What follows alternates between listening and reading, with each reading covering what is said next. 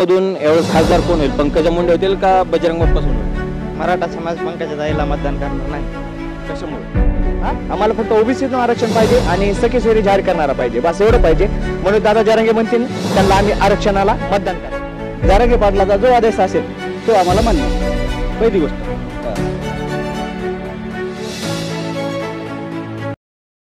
महाराष्ट्र प्राईममध्ये आपल्या सगळ्यांचं स्वागत आहे. आज आपण बीड शहरामध्ये आलेलो आहे आणि या ठिकाणी काही स्पर्धा परीक्षेचे अभ्यास करणारे काही विद्यार्थी आहेत. बीडमध्ये चांगला पाऊस झाला आहे. वातावरण जरी थोडासा थंडावा आला असला तर राजकीय वातावरण अजून तेवढं तापलेलं आहे. नेमकं या विद्यार्थ्यांचं काय म्हणणं आहे आणि बीडमध्ये नेमकं काय होऊ शकतं, काय घडू शकतं येणाऱ्या लोकसभा मतदारसंघामध्ये, त्यांच्याकडून आपण जाणून घेण्याचा प्रयत्न करूया. नमस्कार दादा. नमस्कार. काय वाटतंय 2024 आता इलेक्शन सुरू झाले, प्रचार सुरू झाला, सगळ्यांचं वातावरण तापलेलं आहे. काय वाटतं यंदा बीडमधून खासदार कोण होईल? बजरंग बाप्पा होतील का परत एकदा पंकजा? यावेळेस लोकनेत्या पंकजाताई मुंडे ह्या डबल बीडच्या खासदार म्हणून 100% निवडून येणार आहेत. आणि त्यांनी ग्रामविकास मंत्री असताना जो विकास केलेला आहे, आत्तापर्यंत बीडमध्ये भरपूर मंत्री राहिले, पूर्ण हे राहिलं, त्यांच्यावर विकास कोणीच केला नाही. आता ह्या 5 वर्षामध्ये त्यांच्यात 25-15 कामाचे नारळ त्यांच्याच कामाचे फुटतील. काय वाटतं कुठेतरी आता मराठा आरक्षणाचा मुद्दा असेल, ह्या मराठा आरक्षणाच्या मुद्द्याचा कुठेतरी फटका बसायला असं वाटतं का पंकजा? नाही. आता सुरेश अण्णा धसन हे आम्ही त्यांचे कार्यकर्ते आहेत. सुरेश अण्णा धस यांचे आता त्यांनी आम्हाला आदेश दिला की आम्ही मतदान त्यालाच करतो. सुरेश अण्णा धस यांनी आम्हाला मागच फोन लावले आणि सांगितलं ह्यावेळेस पंकजाताईला मतदान करायचंय आणि वर कॅबिनेट मंत्रीपद त्यांना मिळणार आहे लोकसभेमध्ये. जसं की शरद पवारांचं आपण बघितलं तर शरद पवारांचं कधीही अचानक काहीतरी निर्णय घेऊन शरद पवार वातावरण फिरू शकतात. जसं की बीडमध्ये बघितलं तर शरद पवारांच्या जवळपास 3 सभा होणार आहेत. कुठेतरी शरद पवारांच्या याचा फटका परत पंकजा मुंडेंना बसू शकतो? नाही, कारण की बीड जिल्हा असा आहे, बीड जिल्ह्याने आतापर्यंत 3 वेळेस स्वर्गीय गोपीनाथ मुंडे साहेबांना निवडून दिलं. अगोदर वातावरण पहिल्यांदा चेंज होतं आणि मतदानाच्या टायमाला लोक विचार करतात जो माणूस काम करणार आहे त्यालाच निवडून देतात. आणि तसंच आता पंकजाताई मुंडे यांना अनुभव आहे, मंत्रीपद 5 वर्ष भोगवलंय.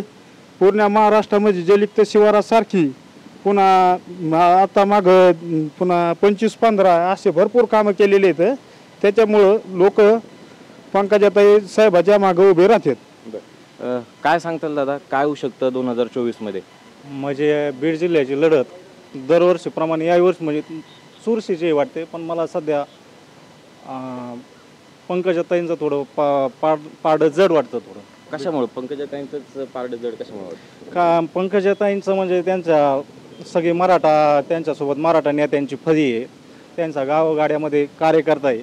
जरी ओबीसी मराठा आणि ओबीसी आरक्षणाचा बीड जिल्ह्यामध्ये वाद निर्माण जरी असला तरी सुजान शिकलेले काय पंकजाताईंचा जो जाहीरनामा आहे त्यात त्यांनी 3 जाहीरनामे मला प्रकर्षण जाणवते. माझ्या विचारात माझी आयडिओलॉजी काँग्रेसची, मी BJPला मानणारा कार्यकर्ता नाही, पण पंकजाताईकडे पाहून मला असं वाटतं की त्यांनी बीड जिल्ह्यासाठी एक त्यांनी सत्यात उतरणारे असणारे 3 जाहीरनामे बीड जिल्ह्यासाठी दिलेले आहेत. आम्हाला देशाचं काही घेणं देणं नाही, तर त्यांनी 3 जाहीरनाम्यात म्हणलेत मी बीड जिल्ह्यासाठी 10,000 लोकांना रोजगार आणीन, एक कॅन्सर हॉस्पिटल निर्माण करीन आणि तिसरा त्यांचा जाहीरनामा आहे की नाही का गव्हर्नमेंट मेडिकल कॉलेज स्थापन करीन. आणि हे 3 करण्याची धमक फक्त पंकजा मुंडेतच आहे असं मला वाटतं. त्याच्यामुळं पंकजाताईंचा विजय मला वाटतं या मतदारसंघात निश्चित होईल.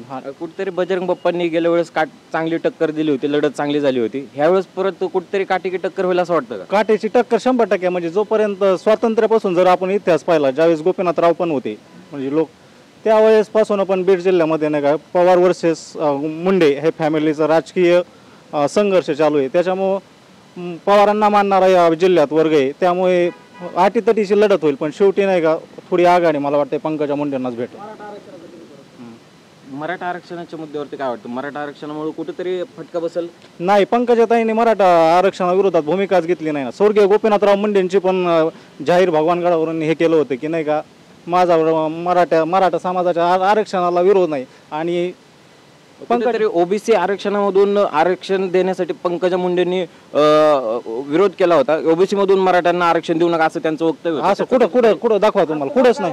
आज तुम्हाला वंजारी आणि मराठ्यात बदल वाटतो काय? मला म्हणजे असं गावगाड्यात असं काही फरक जाणवत नाही. मराठा वंजारी सोबत ओबीसी द्यावा आता त्याच्यामध्ये आता तुम्हाला मी एक उदाहरण सांगतो, ग्रामीण भागातलं उदाहरण सांगतो. समजा तुम्हाला 1 एकर जमीन आहे, आता 1 एकरमध्ये तुम्ही दुसऱ्याला अर्धी एकर देणार आहेत का?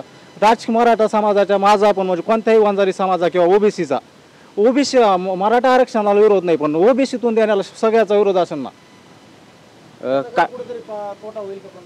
नाही, त्याचा मला वाटत नाही पंकजाताईंना काही हे होत नाही. काय वाटतं दादा, काय सांगाल, कशी लढत कशी होईल आता 2024ला? लढत चुरशीची होणार आहे, पण विजय 100% पंकजाताईचाच होणार आहे.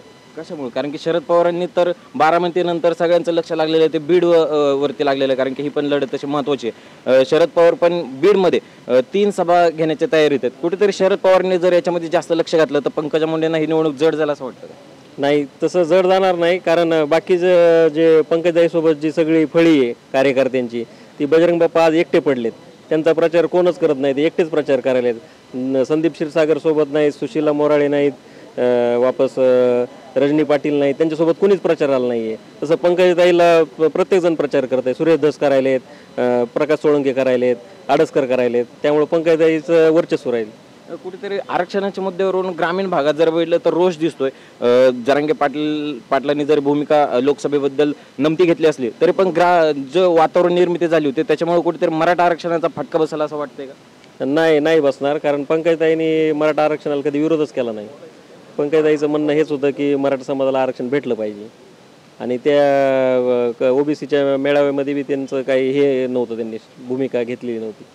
त्यामुळे त्यांचं ओबीसीतून जरी आरक्षण द्यायला विरोध असला, पण त्यांना असं आरक्षण देऊ नये हा विरोध नाही त्यांचा. मराठा समाजाला आरक्षण भेटलं पाहिजे हीच भूमिका आहे पहिल्यापासून. काय तरुणांच्या अजून काय अपेक्षा असतील होणाऱ्या खासदारकडून? कोणी होऊ द्या, ताई होऊ द्या, बजरंग बाप्पा होऊ द्या, काय अपेक्षा तरुणांच्या? अपेक्षा म्हणजे मुलांसाठी रोजगार निर्माण व्हायला पाहिजे बीड जिल्ह्यातल्या, आणि विकास व्हायला पाहिजे. जरा रस्त्याचे त्याचे कामं ते जास्त व्हायला पाहिजे. आणखीन काय विद्यार्थी आहेत आपण त्यांचं पण काय वाटतं ह्यावेळेस बीडमधून काय होईल, पंकजा मुंडे का बजरंग बाप्पा? बीडमधून एक विषय, पहिली गोष्ट अशी की बीड हे मराठा आरक्षणाचं महत्त्वाचं केंद्र आहे, पहिली गोष्ट. आणि हे जे नेते उभे आहेत ह्यांनी तुम्ही काम काय केलं हे सांगायला पाहिजे आधी. सगळ्यात महत्त्वाची गोष्ट, तुम्ही मत मागायला येता, पण तुम्ही अगोदर विकास काय केला हे सांगा अगोदर.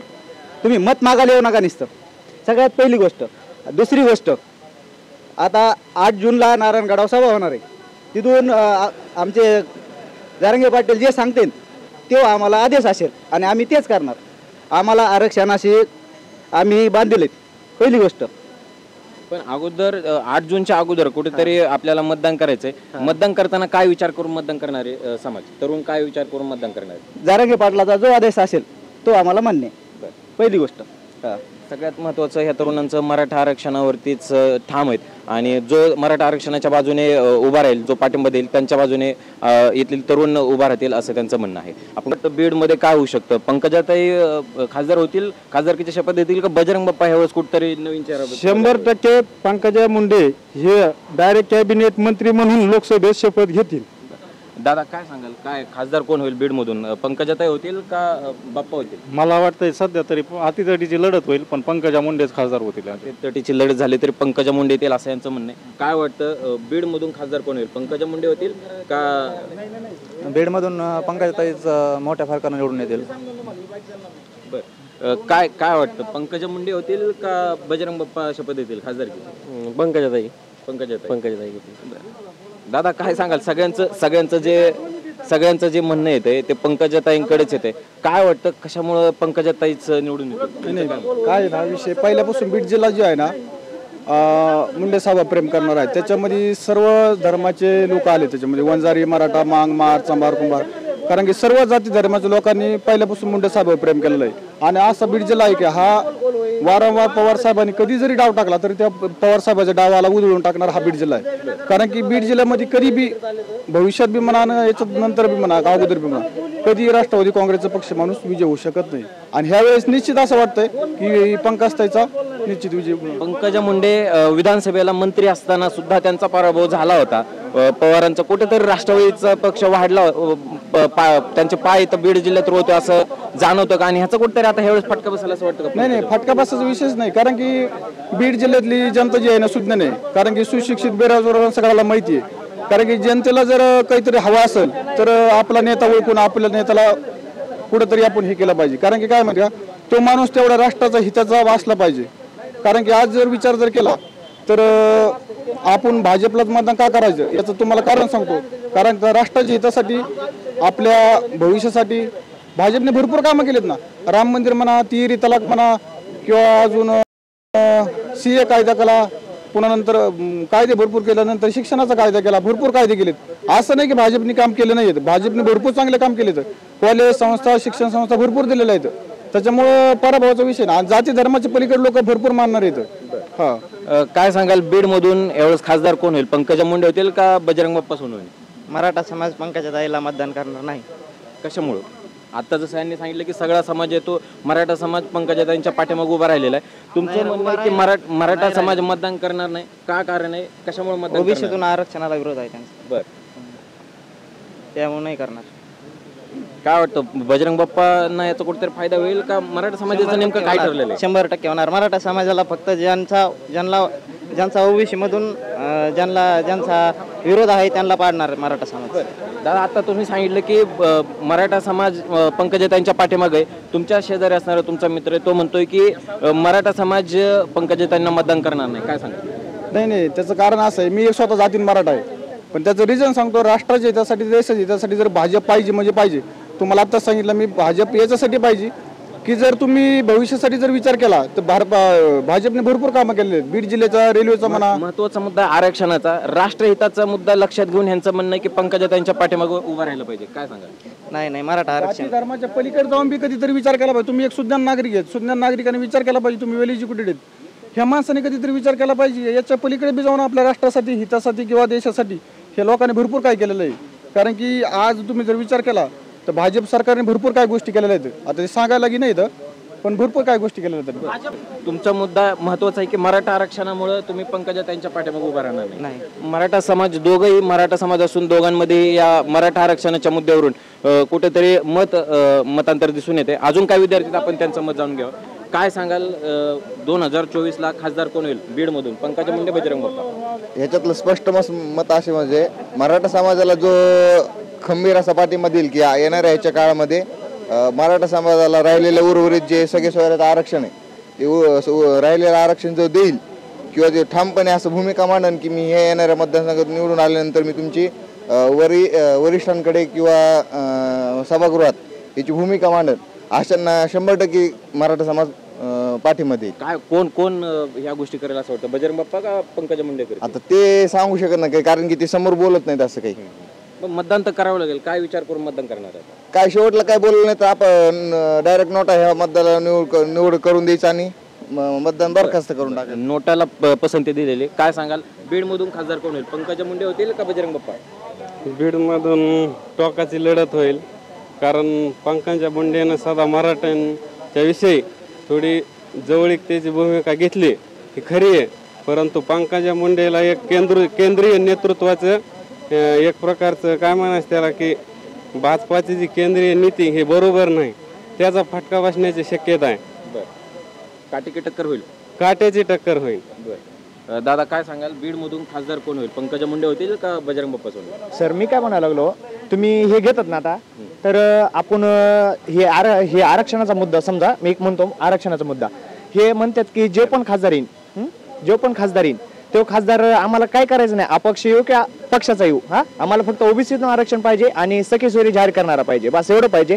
म्हणून दादा जरांगे म्हणतील त्यांना आम्ही आरक्षणाला मतदान करणार, बाकी दुसरं काय माहित नाही आम्हाला. मनोज जरांगेंनी ह्याबाबत त्यांची भूमिका स्पष्ट केलेली नाहीये. समाजाने जे ठरवायचंय ते त्यांनी समाजावरती त्यांनी सांगितलेलं आहे. तुम्हाला जे वाटतंय, योग्य वाटतंय, जो उमेदवार वाटतोय, जो मराठा आरक्षणाचा मुद्दा मांडेल त्यांना पाठिंबा द्यायला सांगितलेलं आहे. मी काय म्हणतो की आपलं हे करतील की मनोज दादा जरांगे काय म्हणलेले तर की अपक्ष कोणत्या पण जातीचा असू देऊ, आम्हाला काही घेणं देणं नाही, पण एवढं आहे की जो पण आता येईल हे आपण अपक्ष म्हणून खासदार येईल तो आपल्याला साठी जो पण मतदान काही करल, जो आपल्या ह्याच्यासाठी म्हणजे आपल्या शहरासाठी ह्यासाठी खासदार म्हणून जो पण येईल त्यांनी फक्त आपल्यासाठी एवढी मदत करावा की आपलं हे खासदार की म्हणून आला तर त्यांनी फक्त आपल्याला की आपलं अपक्ष म्हणून आला तर त्यांनी मराठा आरक्षणाचा जे ओबीसीचा मुद्दा आहे तो त्यांनी मांडावा, एवढीच आमची प्रतिक्रिया. जो कोणी उमेदवार निवडून येईल त्यांनी मराठा आरक्षणाचा मुद्दा संसदेमध्ये लावून धरला पाहिजे. मराठा आरक्षणाविषयी जो भूमिका स्पष्ट करेल त्या उमेदवाराच्या पाठीमागं हे जे विद्यार्थी आहेत हे उभा राहू असं म्हणतायत. सोबतच आणखीन काय विद्यार्थी आहेत आपण त्यांचं पण काय वाटतं खासदार कोण होईल? पंकजा मुंडे, बजरंग बाप्पा? नाही, ह्या वेळेस खासदार फिक्स पंकज साहेब होणार आहेत. कारण की पहिल्यापासून या बीड जिल्ह्याने जनतेने जे आहे ना मुंडे साहेब प्रेम केलेलं आहे. आणि वारंवार काय व्हायचं माहिती का, महाराष्ट्रामध्ये 48 खासदार आहेत. 48 खासदारामध्ये वारंवार पंकज त्याला प्रीतम त्याला टार्गेट केलं जातं. तुम्हाला वादर दुसरे खासदार नाहीत का? त्यांनी तुमचा जाहीरनामा प्रसिद्ध केला आहे का? त्यांनी सांगितलं का आम्ही पाठिंबा देऊ म्हणून? वारंवार बीड जिल्ह्यामध्ये असं घटना घडणं चुकीचं आहे. हे वारंवार त्यांच्या गाड्या अडवणं किंवा त्यांना रस्त्यात हे करणं.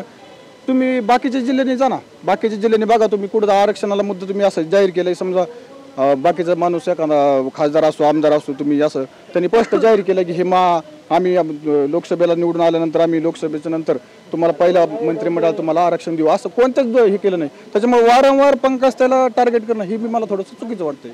पंकजा मुंडेच निवडून येतील असं वाटतं? हो, फिक्स येणार. आपण आता जसं बघितलं की या विद्यार्थ्यांचं जे जो मराठा समाजाच्या आरक्षणाच्या मुद्द्याला पाठिंबा देईल तो उमेदवाराच्या पाठीमागं हा तरुण इथून उभा राहणार आहे. पंकजा मुंडेच विजय होतील असं या तरुणांचं म्हणणं आहे. अजून आपण काही भागामध्ये जाऊन तिथल्या लोकांचं म्हणणं आपण जाणून घेण्याचा प्रयत्न करणार आहोत. धन्यवाद.